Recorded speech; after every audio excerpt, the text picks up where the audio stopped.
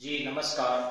तो बिना समय गंवाए हम लोग आप लोगों से थोड़ी सी चर्चा करना चाहते हैं कि इकोनॉमिकल वर्ल्ड में क्या क्या जरूरी होता है। सबसे पहले सुनेंगे आप अधिविकर्ष, जिसको हम कहते हैं ओवरड्राफ्ट। ओवरड्राफ्ट ध्यान से सुनेंगे, OVERDRAFT ड्राफ्ट, लेकिन पढ़ते हम लोग ओवरड्राफ्ट। और अधिविकर्ष यानी बैंकों से जमाकर्ता द्वारा अपनी जमा रकम से अधिक धन निकाल लिया जाए। अकाउंट में आप 100 रुपया रखे हैं और आपने चेक डालकर और 150 रुपया निकाल लिया, उसी को हम कहते हैं ओवरड्राफ्ट। ध्यान से सुनेंगे, यानी ओवर रूल होता है, रूल के बाहर का, वैसे ही ओवरड्राफ्ट बोलते हैं। यानी कि जितना आपके अकाउंट में पैसा है उससे ज्यादा निकाल लेना। कहेंगे बैंक दे देगा क्या? जी कई बार दे देता है, आपको बता दें। नेक्स्ट शब्द आता है आपका वेल्थ टैक्स, जिसको हम बोलते हैं संपत्ति कर। संपत्ति कर, WEALTH, wealth, TAX, tax. Wealth tax यानी संपत्ति कर। इसमें किसी व्यक्ति द्वारा जो संचित संपत्ति है, रखे गए हैं, और उस संपत्ति पर यदि टैक्स लगता है तो उसको हम लोग संपत्ति कर कहते हैं, वेल्थ टैक्स कहते हैं। लेकिन ये डायरेक्ट टैक्स है, ध्यान रखिएगा। नेक्स्ट आता है आपका सीमित कंपनी यानी लिमिटेड कंपनी। यानी सीमित कंपनी उस कंपनी को कहते हैं जिसमें हर शेयर होल्डर का दायित्व तो अपने अंशदान तक ही सीमित है। अगर वो 1 रुपया लगाया है तो 1 रुपया तक ही अपने अधिकार को रखता है, उससे ज्यादा नहीं। इस ढंग से ये सब कंपनी जो है ये लिमिटेड के अंतर्गत आती है। वास्तविक आय यानी रियल इनकम क्या है? तो मौद्रिक आय की क्रय शक्ति को वास्तविक आय कहते हैं। मान लीजिए आप आज 100 रुपया कमा रहे हैं, यानी इस वर्ष 2022 में 100 रुपया आपका इनकम है, और 2023 में यदि 200 रुपया कमाने लगे तो आपको होगा कि साल में 1 साल के अंदर आपने दुगना कमाना शुरू कर दिया। लेकिन 100 रुपया में जो चीजें आप खरीद सकते थे, खा सकते थे, यदि 200 रुपया में उससे कम सामान खरीद सकते हैं तो आपका रियल इनकम घटा। ध्यान रखिएगा, केवल पैसे के संख्या बढ़ने से आय नहीं होता है, बशर्ते कि आपके जो फैसिलिटियां हैं या उतने पैसे में अगर उससे ज्यादा फैसिलिटी प्राप्त कर रहे हैं तो रियल इनकम में इंक्रीजिंग हुई। अन्यथा केवल मौद्रिक दाम बढ़े और फैसिलिटी उससे क्रय शक्ति कम हो जाए तो आपका रियल इनकम डिक्रीजिंग हो गया। एकदम ध्यान रखेंगे आप। नेक्स्ट एक शब्द आता है बेबरीज कर्व। बेबरीज नाम के एक अर्थशास्त्री थे, उन्होंने बताया था कि अर्थव्यवस्था में बेरोजगारी के स्तर और रोजगार के उपलब्धता के स्तर के बीच आरेखीय संबंध प्रदर्शित जो रेखा करती है उसी को बेबरीज वक्र कहते हैं। उन्होंने कहा कि एक दूसरे में विलोम पाया जाता है, और बिल्कुल सही है कि जब रोजगार बढ़ेगा तो बेरोजगार कम होगी, और जब रोजगार कम होगा तो बेरोजगारी दर बढ़ेगी, तो एक दूसरे को तो विलंब होगा ही होगा। क्योंकि बेबरीज ने इसे बताया था, अतः उसी के नाम पर इसे हम लोग ग्राफ पर बेबरीज ग्राफ कहते हैं, बेबरीज कर्व कहते हैं। ठीक है, आगे है पोर्टफोलियो निवेश। तो देखिए होता क्या है, एक है फॉरेन डायरेक्ट इन्वेस्टमेंट और दूसरा पोर्टफोलियो इन्वेस्टमेंट। पोर्टफोलियो निवेश में होता क्या है कि अप्रत्यक्ष पूंजी का निवेश किया जाता है, यानी बड़े बड़े विदेशों के पूंजीपति हमारे देश के उद्योगों को या मल्टीनेशनल कंपनी में शेयर के माध्यम से या जैसे भी लगा देते हैं। अब वो रिस्क नहीं लेते, उनको केवल मुनाफा में रिस्क लेना है। वो पूंजी अपनी लगाते हैं किसमें? मुनाफा लेने के लिए। तो इस प्रकार के इनडायरेक्टली इन्वेस्टमेंट, जिसमें इन्वेस्टर जो है यहाँ पर न तो लैंड लेता है, न कैपिटल किसी प्रकार का लगाता है, बल्कि वो केवल पूंजी यानी नगद राशि लगा दिया और मुनाफे के अंश में अपना अंश निर्धारित कर दिया, उसको हम कहते हैं पोर्टफोलियो इन्वेस्टमेंट यानी अप्रत्यक्ष कर, अप्रत्यक्ष निवेश। और यदि वहीं पर आपके जो डायरेक्ट फॉरेन इन्वेस्टमेंट होता है, FDI बोलते हैं, विदेशी प्रत्यक्ष विदेशी निवेश, उसमें है कि विदेशी लोग आता है वो अपना जमीन खरीदेंगे, बाउंड्री बनाएंगे, मशीन लगाएंगे, तो इसको एफडीआई फॉरेन डायरेक्ट इन्वेस्टमेंट कहते हैं। किसी देश के लिए अगर फॉरेन डायरेक्ट इन्वेस्टमेंट है तो बहुत बढ़िया होता है, लेकिन वही पोर्टफोलियो इन्वेस्टमेंट है तो बहुत खराब होता है। तत्काल में वो फायदा देगा, लेकिन वो जब चाहे अपने शेयर को बेचकर अपने पूंजी को लेकर जा सकते हैं। लेकिन वही यदि एफडीआई किए हैं तो वो कहाँ जाएंगे? जैसे मैं ही छपरा में आ गया हूँ गांव से या दिल्ली से, तो आकर यहाँ अपना घर बना लिया, द्वार बना लिया, मैं भाग के कहाँ जाऊंगा? लेकिन वही बाहरी पार्टी आ रहा है, सब नौकरी का आश्वासन दे रहा है, किराया में खोल रहा है, अक्ल बदल के दूसरे हाट पर तीसरे हाट पर चला जा रहा है। बच्चे वहां जाते हैं, मकान मालिक कह देता है, कोचिंग वाले तो आपके चले गए। तो मेरा जो इन्वेस्टमेंट है वो डायरेक्ट इन्वेस्टमेंट है, ये मेरा पोर्टफोलियो इन्वेस्टमेंट नहीं है।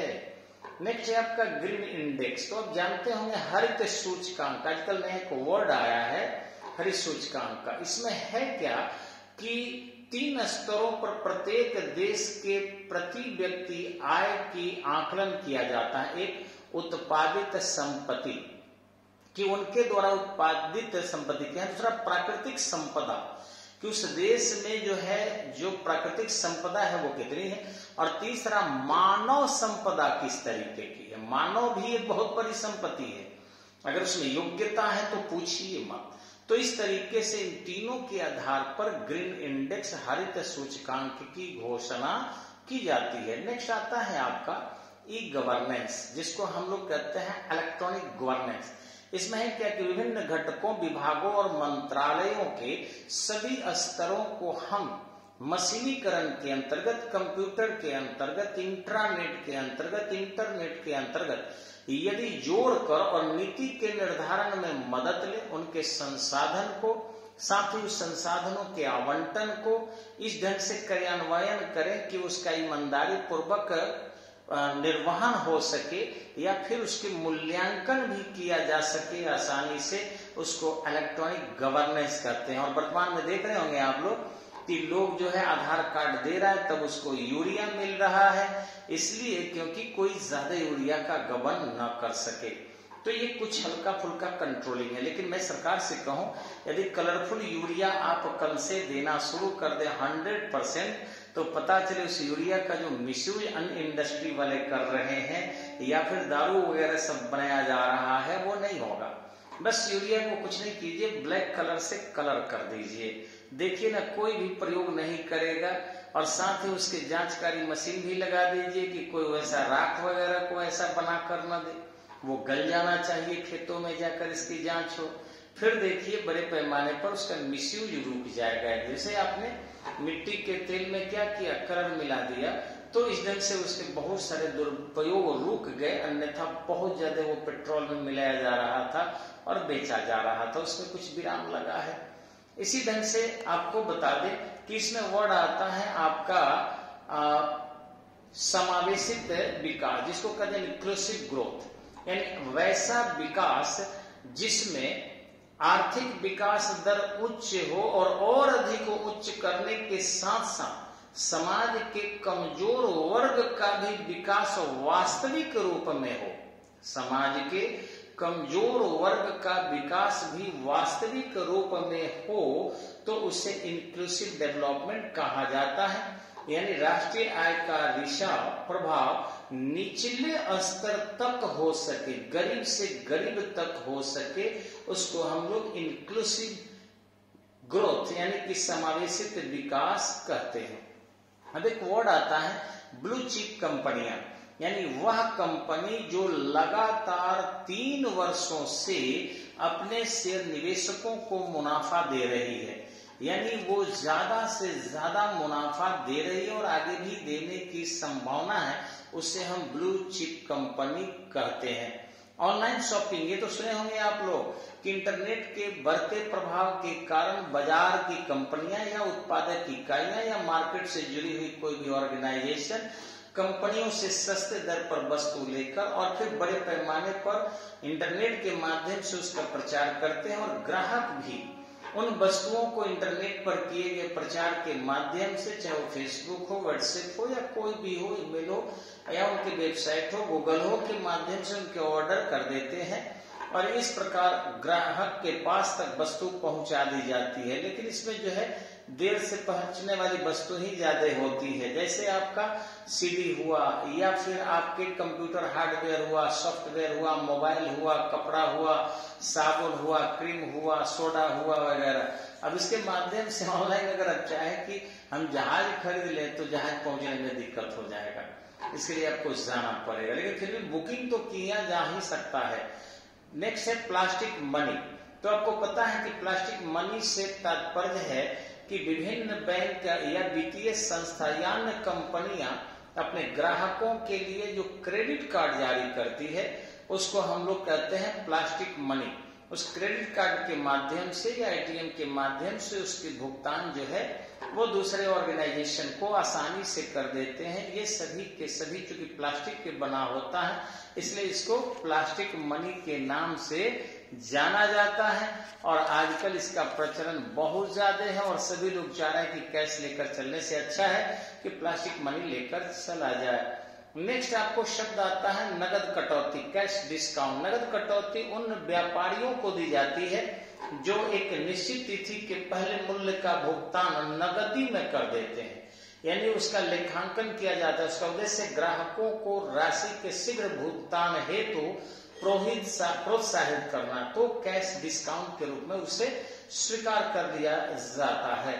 नेक्स्ट आपको शब्द आता है ट्रांजिबल एसेट्स, यानी मूर्त परिसंपत्तियां। ऐसी परिसंपत्ति जिन्हें देखा जाए, छुआ जाए, अनुभव किया जाए लेकिन उससे जो है अप्रत्यक्ष रूप से नहीं महसूस किया जाए, यानी भौतिक रूप से महसूस किया जाए, जिसमें आपको आता है भूमि है, भवन है, मशीनरी है, माल है, रोकड़ है, फर्नीचर है, मोटर गाड़ी है, सोना है, चांदी है, सब छू सकते हैं आप। और दूसरा आता है आपको इंटेंजिबल एसेट्स, यानी कि अदृश्य अमूर्त परिसंपत्तियां जिसको आप देख नहीं सकते हैं, वैसी संपत्ति जिसका भौतिक अस्तित्व नहीं होता है। जैसे हम लोग शिक्षक है, चिकित्सक है, हम लोग जितना रटे हैं उसको आप छू नहीं सकते हैं, और जो रटे हैं, ज्ञान अर्जित किए हैं, वो अपने बच्चों को भी नहीं दे सकते हैं। तो जो भौतिक रूप से नहीं दिखाई पड़े, जैसे ख्याति है, प्रसिद्धि, उसको छू नहीं सकते हैं, देख नहीं सकते हैं, जो प्रतिष्ठा है, या अपने ज्ञान का पेटेंट कराना, या मान लीजिए लोगो, या फिर उसके व्यापारिक जो है प्रतिष्ठा या कॉपीराइट, ये सब चीजें जो है वो दिखाई नहीं पड़ती है, लेकिन ये भी एक परिसंपत्ति है। और ध्यान रखेंगे कि इंटेंजिबल प्रॉपर्टी या एसेट्स जो है वो बिगेस्ट प्रॉपर्टी है और इससे बड़े पैमाने पर जो है कहीं भी लेकर जाया जा सकता है, कहीं भी उसके उपभोग किए जा सकते हैं, लेकिन ये जो है आपके दृश्य रूप में नहीं होती है। आगे है आपका मध्य पतन बंदरगाह, ये सुने होंगे। ये मध्य पतन बंदरगाह जो है जैसे सिंगापुर वगैरह हुआ, ओपन पोर्ट के माध्यम से अपना या ओपन मार्केटिंग पॉलिसी के माध्यम से अपना पोर्ट को रखा है, या फ्री पोर्ट भी उसको कहते हैं।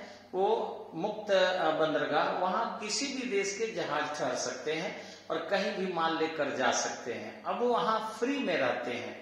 फायदा क्या है कि जब वहां जहाजें फ्री में लंगर डालेगी तो अपने जहाज का रिपेयरिंग कराएगी। ठीक इसी ढंग से जहाज में कोई दवा चाहिए या फिर कोई उसे डीजल चाहिए, पेट्रोल चाहिए, उसका बढ़ाव कराएगी। ठीक इसी ढंग से होटल वगैरह से बहुत सारे मटेरियल खरीद कर दुकानों से जहाज में लोड किया जाएगा। इससे बड़े पैमाने पर वहां के वस्तुओं की बिक्री होगी और उस बिक्री पर बिक्री कर और मुनाफा कमाने वाले कंपनियों को या दुकानदारों से इनकम टैक्स लेकर सिंगापुर सरकार चल रही है।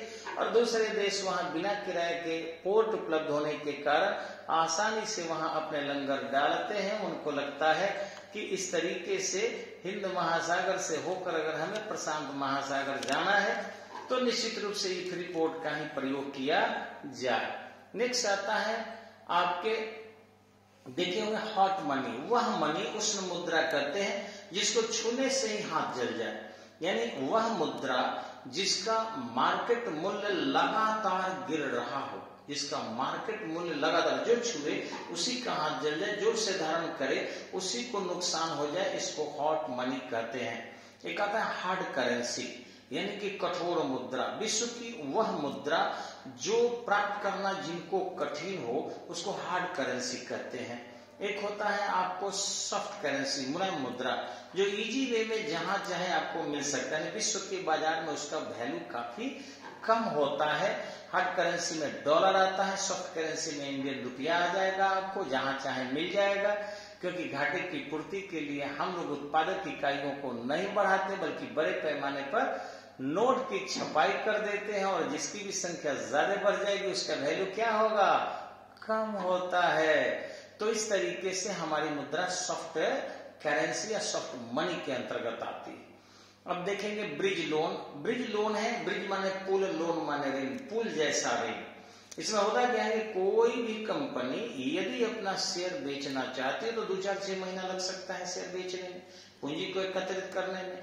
तब तक वो अपना पूरा रूल्स एंड रेगुलेशन बनाकर और फिर बैंकों को दे देती है कि हे बैंक, हम इन तरीके से अपना उद्योग खोलने जा रहे हैं और पैसा जनता से ऐसे ऐसे हम मंगा लेंगे, अतः हमें 6 महीना में पैसा एकत्रित हो जाएगा तो आपका चुका देंगे, लेकिन इस 6 महीना के लिए हमें आप कुछ लोन दीजिए जिससे इंडस्ट्री जो इस पार पड़ा हुआ है उसको पुल से उस पार हम करा दें, और फिर तब तक हमारा पैसा आ जाएगा, हम आपको चुकता कर देंगे।